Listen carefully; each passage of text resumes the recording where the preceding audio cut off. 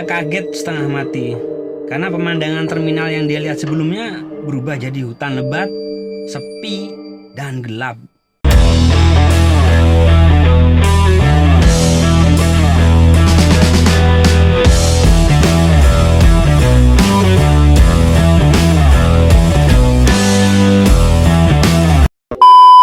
Halo, Babas.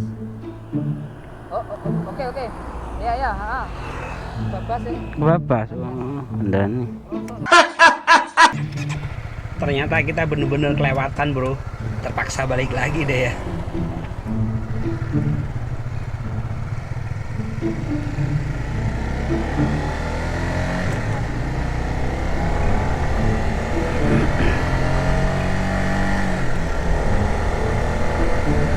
A few moments later.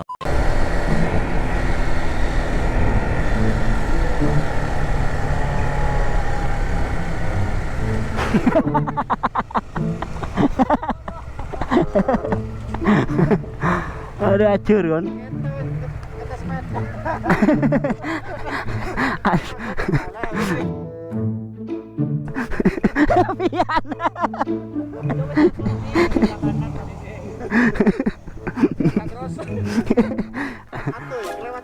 Iya, aduh, Taman Baluran ngono.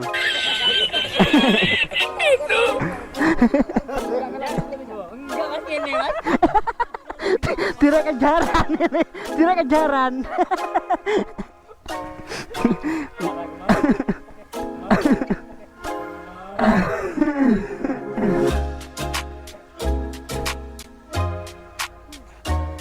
Iki wayahe golek sarapan sik wayahe iki. Kene nama cedek Mas, mudun wis. Iya, ayo golek warung. Baby, I know all your secrets, but you tell me stupid lies. Oh, you think you can escape now and got it all just figured out. You can fake it through the ceiling to the rooftops while I'm leaving. You're my greatest mistake. Greatest mistake.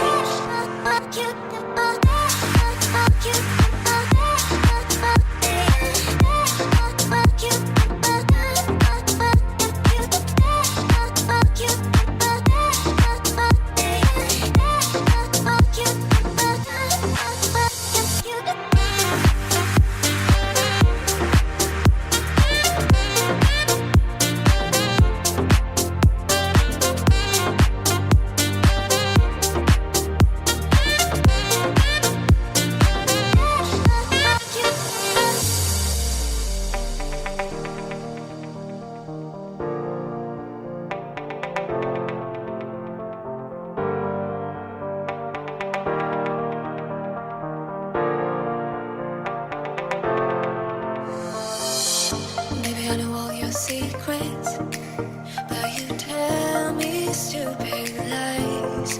Oh, you think you can escape now and got it all just figured out. You can fake it through the ceiling to the rooftops while I'm leaving. You're my greatest mistake. Greatest mistake.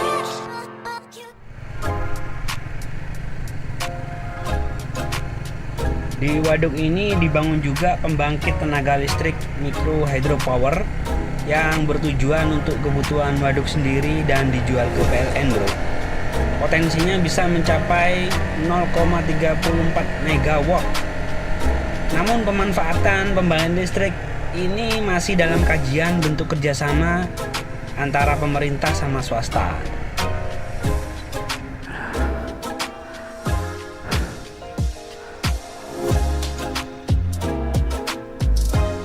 Yo, dantok ya. Saja nih mau menjaluk panas menjaluk adem lah.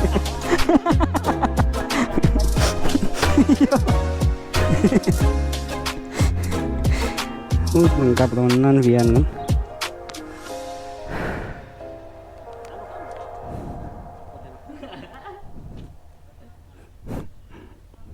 A few moments later. Waduk ini dikerjain oleh kontraktor yang namanya PT Brantas Abipraya yang berbentuk persero. Ini perusahaan BUMN yang didirikan sejak tahun 1980. Ini sekedar profil dari PT Brantas Abipraya. Pendapatan yang diperoleh pada tahun 2020 ini kurang lebih sekitar 2,4 triliun dengan mencetak laba bersih 33,6 miliar dengan total aset 6,6 triliun. Jumlah karyawan 958 orang. PT Brantas Abipraya ini juga punya anak perusahaan yang bernama PT Brantas Energi. Proyek-proyek yang pernah dikerjakan antara lain bendungan. Nah, ini kurang lebih ada sekitar 20 bendungan, terowongan juga, jalan, proyek jalan dan jembatan itu kurang lebih ada 9 proyek. Ada proyek irigasi sungai itu kurang lebih ada 6, juga proyek gedung kurang lebih ada 12 proyek, termasuk salah satunya Wisma Atlet Kemayoran Blok C di Jakarta. Ada juga gedung Kementerian Pekerjaan Umum dan banyak lagi proyek-proyek yang pernah dikerjakan sama perusahaan ini, bro.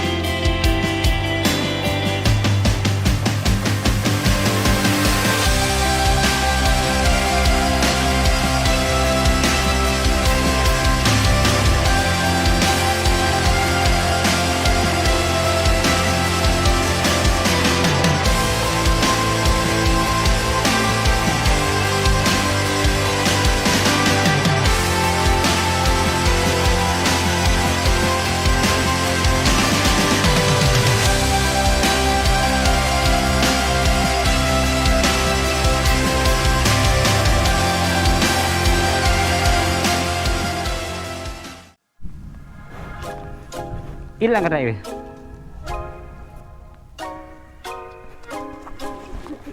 Endi katanya? Mudun.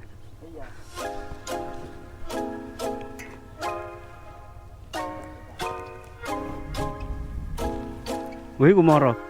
Katanya. Perebutan daerah kekuasaan.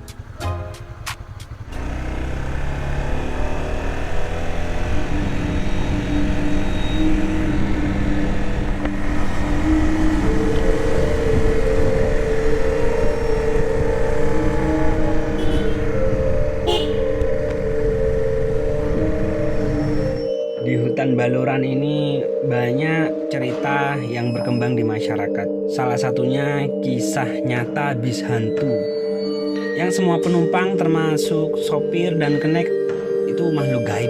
Ceritanya gini, waktu itu ada seorang gadis ya yang pengen pulang kampung ke Banyuwangi. Karena saking kangennya sama keluarga, dia mutusin pulang ke Banyuwangi setelah seharian kerja. Waktu itu udah hampir tengah malam, dia pulang naik bis dan ngerasa bis yang ditumpanginya tuh normal-normal aja. Sampai akhirnya si gadis itu tidur karena kecapean, bro. Singkat waktu si gadis itu terbangun sambil melihat sekelilingnya bahwa dia udah sampai di terminal Banyuwangi. Karena udah ngerasa nyampe di terminal, gadis itu turun bareng dengan beberapa penumpang yang lain. Setelah turun, dia langsung ambil handphone di tas buat telepon bapaknya supaya dijemput. Tapi dia kesulitan menghubungi bapaknya karena gak ada sinyal di handphonenya. Dan seketika itu dia kaget setengah mati karena pemandangan terminal yang dia lihat sebelumnya berubah jadi hutan lebat, sepi, dan gelap. Bahkan beberapa penumpang yang turun yang bareng dengan dia juga nggak ada. Dengan paniknya dia langsung lari, nyusuri jalan sambil nangis, bro. Sampai akhirnya dia diselamatkan oleh sopir truk ya, yang kebetulan lewat. Nah, coba kalian bayangin gimana ketika kalian di posisi cewek itu. Ini cerita yang kedua, jurang curah tangis. Curah tangis ini adalah sebuah nama jurang yang berada di tengah wilayah hutan Baluran, bro. Berawal dari salah satu pasangan muda-mudi yang pacaran di dekat jurang tersebut, kurang lebih ini ceritanya 200 tahun yang lalu. Konon si cewek ini namanya Dewi Taroro. Dibunuh sama pacarnya dengan cara didorong sampai jatuh ke dasar jurang. Masyarakat sekitar itu percaya kalau arwah perempuan itu sering mengganggu pengendara yang gak fokus atau ngelamun sehingga terjadi kecelakaan. Selain itu, curah tangis ini tempat eksekusi orang-orang PKI zaman ini. Mayat dari para korban ini dikabarkan langsung dibuang ke dasar jurang tangis ini. Dan juga curah tangis ini dijadikan tempat pembuangan mayat-mayat korban Petrus. Kalian tahu Petrus itu tahun 980-an. Itu kepanjangannya penembakan misterius. Yang pada saat itu korban-korbannya disinyalir adalah para penjahat dan tukang santet. Bahkan ya mayat-mayatnya banyak yang tergeletak di pinggir-pinggir jalan. Anehnya, pada setiap mayat itu ada uang 50.000. Kemungkinan uang itu ditujukan buat masyarakat sekitar sebagai pengganti biaya pemakaman korban. Dari cerita-cerita tersebut, kembali ke kalian masing-masing ya bro. Pada intinya, mau percaya atau tidak, kalau saya sih sebagai pengendara, kita harus hati-hati. Intinya sebelum berangkat itu jangan lupa berdoa dulu. Selama perjalanan juga berdoa. Jadi supaya dihindarkan dari segala musibah di jalan.